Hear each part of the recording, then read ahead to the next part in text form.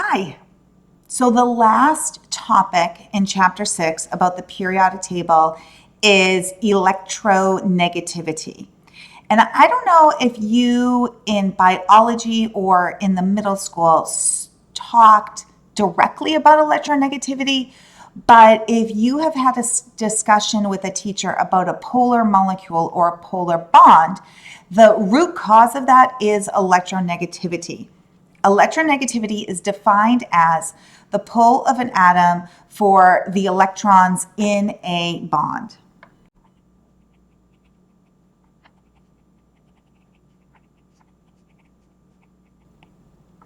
And that in a bond thing is really important.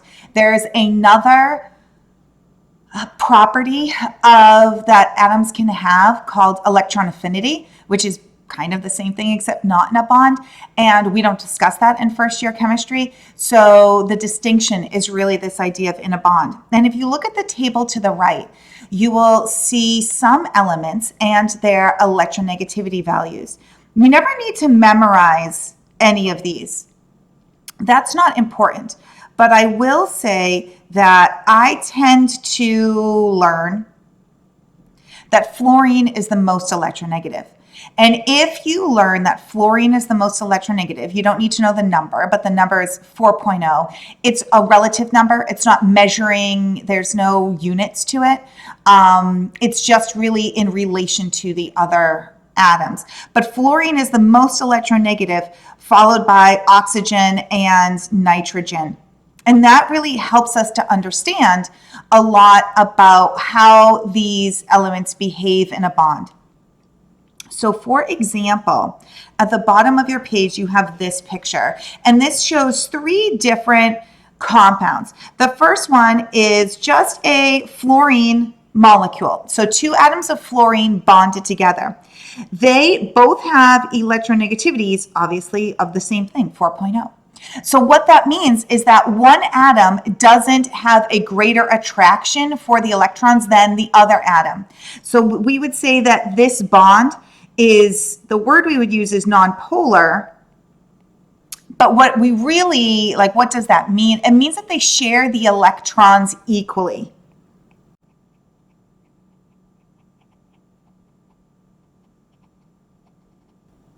And remember, electrons don't sort of live in the middle, live in between 2 atoms. They're constantly orbiting the atoms in orbitals. So therefore, when we say that they share them equally, it means that they spend time on both fluorine atoms equally. But if I look to the middle one, I see hydrogen fluoride. Now, hydrogen only has an electronegativity of 2.1, where fluorine still is the greatest, 4.0.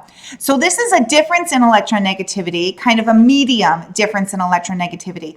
So they still share of the electrons, but they share the electrons unequally, and we would call this a polar bond.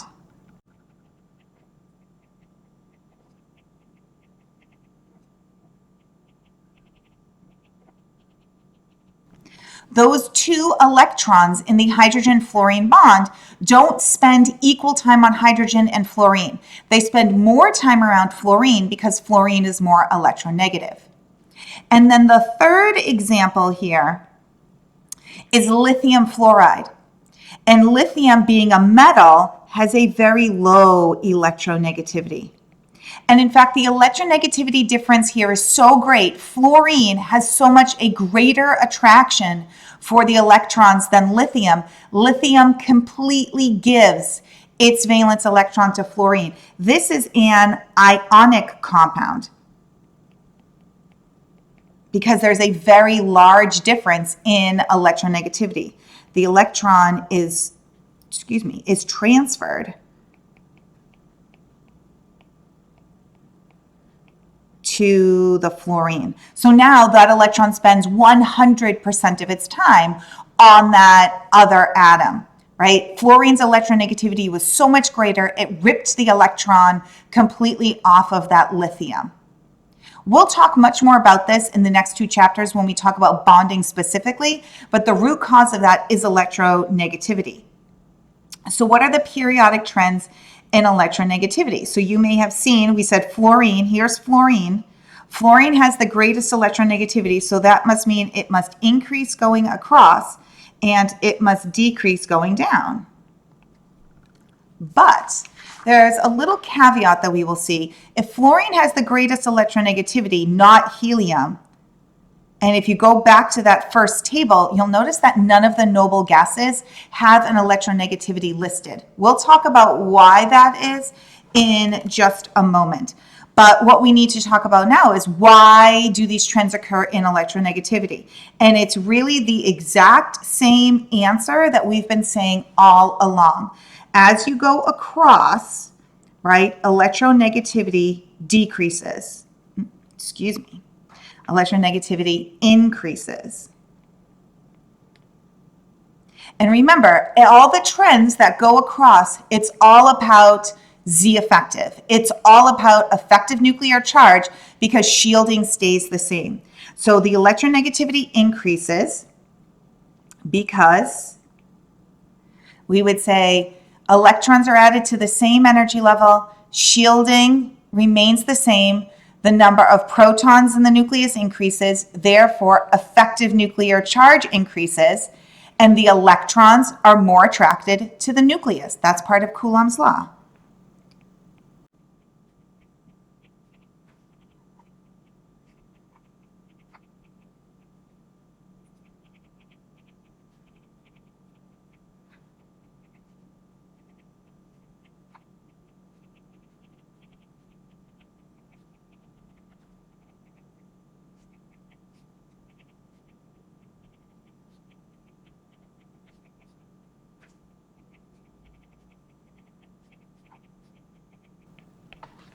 Right? It's all about that, that nucleus. How are those electrons attracted to the nucleus?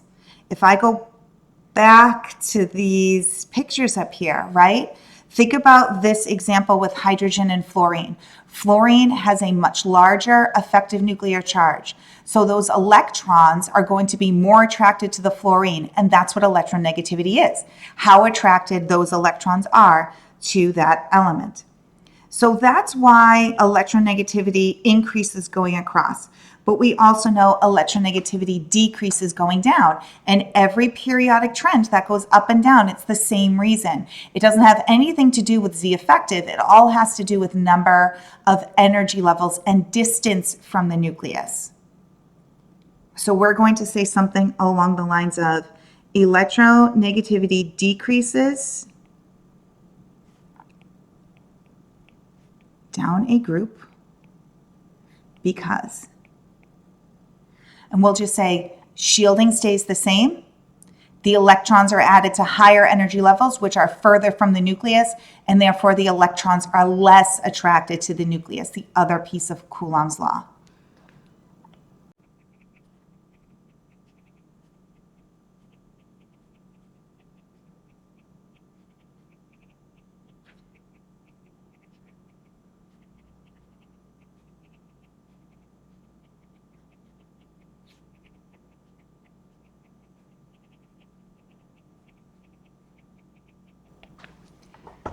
And that makes sense. Remember, we looked at those three most electronegative elements, oxygen, nitrogen, and fluorine.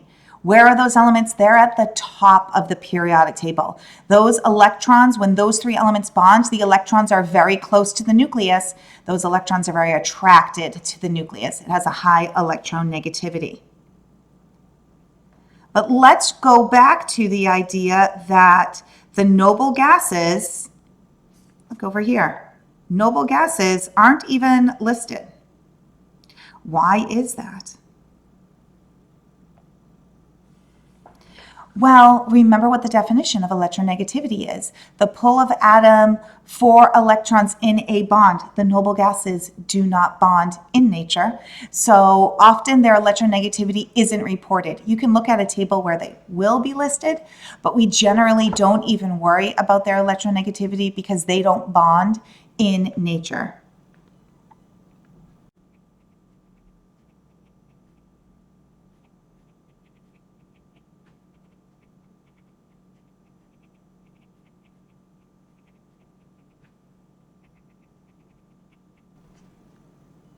And then the final page of this notes packet is a summing up of everything. So it's a little mock periodic table, and it goes through the periodic trends. Atomic size, we talked about a periodic trend where it decreases. Remember, if we can just remember he is small, we can figure out all the other periodic trends. Then we get to ionization energy must increase, and then electronegativity increase. Those are the other two periodic trends. If we memorize atomic size, the other two are the opposite.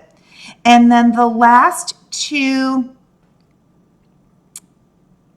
things that it says on this periodic table is the reasons why those things happen. Why does atomic size decrease, ionization energy increase, and electronegativity increase?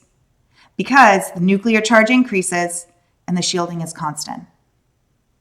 And we could see the exact same thing happens as we go down, right? As we go down, the atomic size, make this blue, atomic size increases, which means the other periodic trends are the opposite. Ionization energy decreases, electronegativity decreases. And then the last two give us our reasons why. Because nuclear charge increases, shielding increases. What does this mean? This means that Z effective is the same, and therefore it's all about energy levels. And finally, there's, a couple more that aren't listed here. Those are the ionic sizes. So as ions, when we're talking about like sodium, potassium, lithium, ion size increases as you go down, again, because it's about the same number of energy levels. But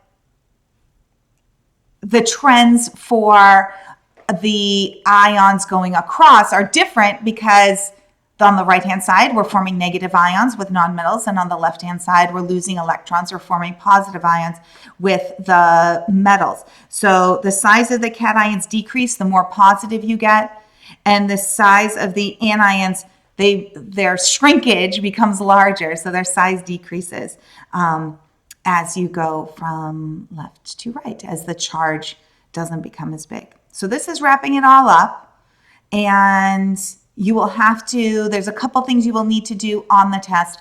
One is if I just give you two elements, if I say this element and this element, you should be able to tell me which one is larger, which one has greater ionization energy, which one has greater electronegativity, but then also explain why. So there's two pieces to this test, knowing the trends and then being able to explain why.